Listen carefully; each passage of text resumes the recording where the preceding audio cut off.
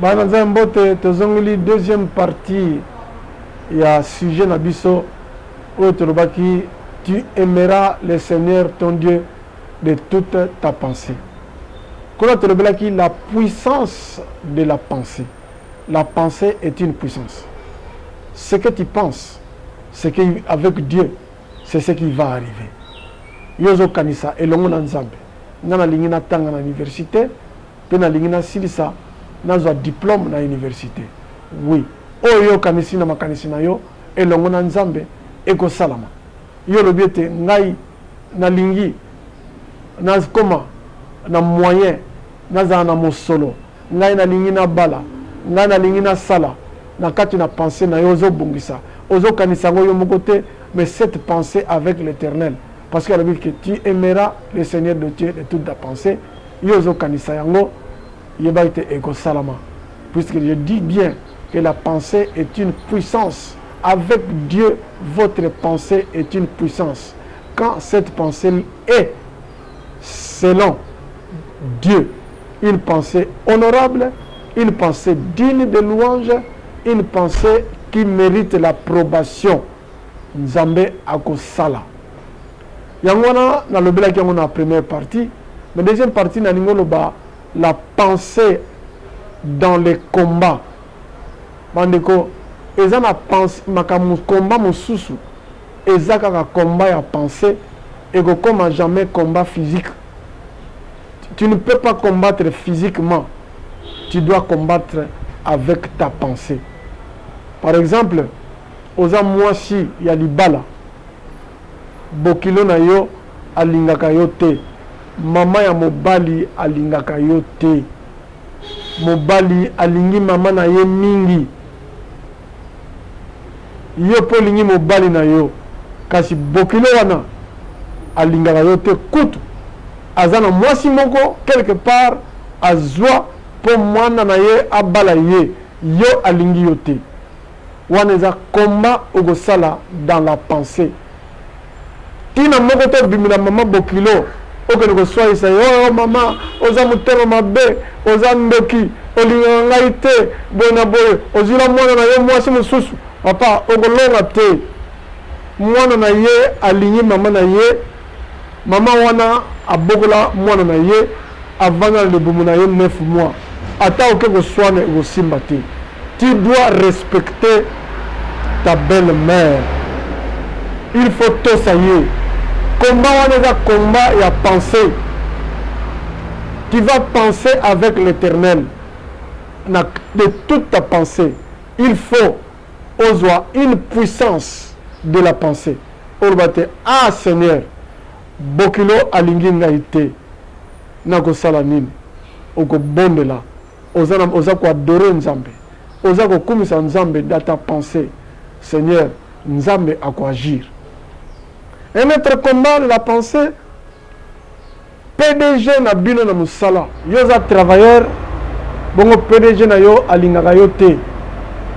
Atinda ko misala po yo to gafe balongola yo acha batu pembeni batalaka yo basurveille yo ba espion acha service de renseignement na kati ya société po batala faute nini yo kosala balongolo musala oyebi yango malamu ke PDG alingaka ngai te akanisaka nde yo un jour oko remplacer ye amonaka te yo leki ye mayele soko mokolo bakoluka moto mayele na société bakozwande yo yango aza contre yo yo fo longwa siko yo kosala nini okende koswanisa PDG loba nete yo olingaka ngai te mponga na ndeki yo mayele yogana bato oyo boye na boye yo nayebi te non, il faut otosa PDG ya société, il faut otosa patron na bino na société okosala un combat dans la pensée accompagné avec Dieu.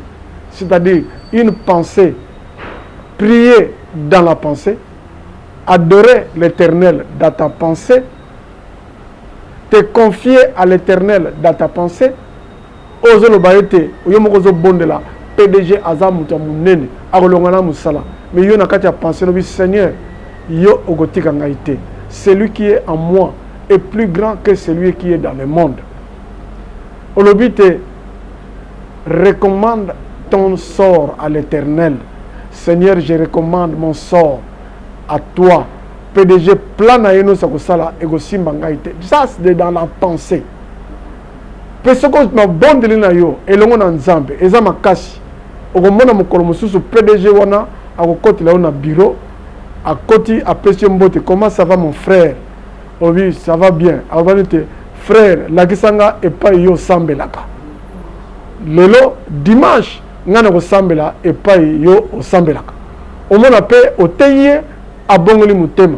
Olebo za na benemi akomi ennemi na yo, lobi omona komi proche ya mutu oyo bokomi ba frère, bokomi sambela lingomba moko azo se prolo akomo pesa mo solo. Ah, yo na yinaki yo moyen te. En tout cas, nzambe azama nzambe na nzambe a malamu. Nzambe yo sambela kasali. Bandeko, combattre dans la pensée et aussi yo zamundimi na kati église. Muta beti saka yo mabaku na église na yo na pasteur na yo moko propre. Oya sengeli ya te ya yo poko ke kondima na yo mata. Yende mdazo kwesa kondima na yo na kati ya lingomba. Ozomona ke pasteur alingi yote yo za diacre yo za mundimi. Est-ce que obundisa pasteur okobundisa yende ngini? Non. Bible lobi te kende soki pasteur azo betsa bino mabaku azo betsa yo mabaku na église sala complot yo kana na bato boko ko funda na district po ba benga na ye. Non. Combat wana eza combat de la pensée. Prie le Seigneur. Parce que ba combat physique, ba combat oto salaka physique ezalaka nango penza tinate. Wana yo sali combat physique. Bon si kon nzamba ko salani. Qu'est-ce que Dieu va faire? Bandeko. Awa to zali na kati église. Oza pasteur de district assistant. Bozana pasteur de district na yo. Oza mo tango mususu. Courant pasaka te. Oza pasteur assistant na église locale. Oza mona keke ba salo ba kanai banko. Osoni sa titulaire na yo? Non. Combat wana eza combat de la pensée accompagné avec Dieu. Nzambe talanga likambo. Tala injustice nazo subir. Bible lobi te ke na chaque injustice kaka photo to bimbisa bitumba na lingomba. Bible comme qu'on ne pouvez-vous pas supporter quelque injustice au nom du Seigneur? Bandeko. Biso toza bankulutu to ume na lingomba. Bisika nyos to buti to saleli nzambe. Est-ce que bisika nyos bazo linga biso? Non. To l'équipe ba étape mingi ko na milieu moko boye ba bongama contre yo. Réunion contre yo. Tozala na ba intérieur, na ba village, na kisantu, na ba mboka. Ozoyo ka yete olamuki na tongo mutaye pana bite butwa lelo tozala ki réunion poto longola yo. Ngana yo yebisa yote réunion wana salamaki awa tozo kende boye na assemblée yo motion ko pesa maboye suka. O sala nini? O bundisa mutu wana? Non. Toke kaka. Seigneur combat dans la pensée. Je pars avec toi Seigneur. Yonde mo bateli na ngai. Yonde mo sungi na ngai. Na kota wana na kota pe na bima. Mabongisi nyonso wana eko salama te au nom de Jésus. O kota pe kuna na mutalinga ko pesa motion courage pe silier azangi maloba. Makambo babongisa maki omona pe balobite. Tant ba ko bima ba wo bazo gangela mutu wana yo to lobaki na yo bota motion petite pona nini. Abi ah Nzambe à permettre. Bien-aimé, Nazako exhorté, bien-aimé ma frère, force d'un chrétien, la force spirituelle d'un chrétien, c'est sa pensée avec Dieu. Qu'est-ce qu'il pense avec Dieu? Nalikambo nyoso, même dans la famille nyoso ba yini yo, mais yo zala obele na nzambe na yo. Nzamba pamboli yo, osombi mutuka, osombi lopango, bazwa famille balobite asimbi.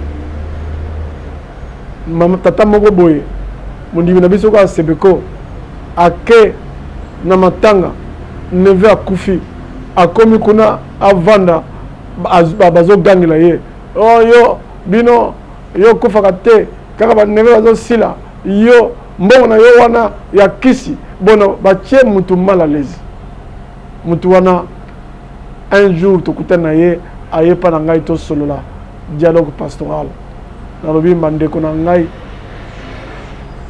face à de telles adversités, il faut faire le combat de la pensée avec Dieu.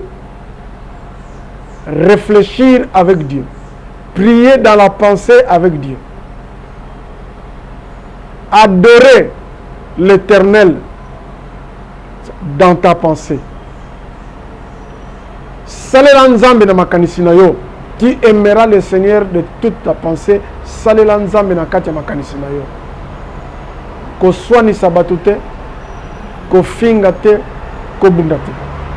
Bande ko tozako exhorter bande na sebeko to développer dimension spirituelle oyo ya utiliser la pensée pour déplacer les montagnes. Pas n'importe quelle pensée, mais penser avec Dieu. Parler avec Dieu dans la pensée. Citer des versets bibliques dans la pensée. Adresser Nanzambe. Seigneur, yo lobaki boy. Lobanoe lobi boy. Salelanga boy. Seigneur, tala olobi. À moi la vengeance, à moi la rétribution. Nzambe, tala basalinga boy. Nana ko se venger te. Nako sa la rétribution te. C'est toi qui as la vengeance. Kote langa na etumba oyo. Bundela ngai. Oui, David alobaki yango. Tango ye abimisaki na maloba, mais utaki na motema. Alobi na Goliath. Ce n'est ni par la lance ni l'épée que l'Éternel sauve, car la victoire appartient à l'Éternel. Bandeko, sala elongo na nzambe, ata baza ba multitude, ba oya na nzela moko, ba bulisa yo, ba gozonga nzela sambo. Pote yo kangami puissance, o eza kati na yo, puissance de penser avec l'Éternel, et l'équipe puissance o eza mokili. Nzambe abate.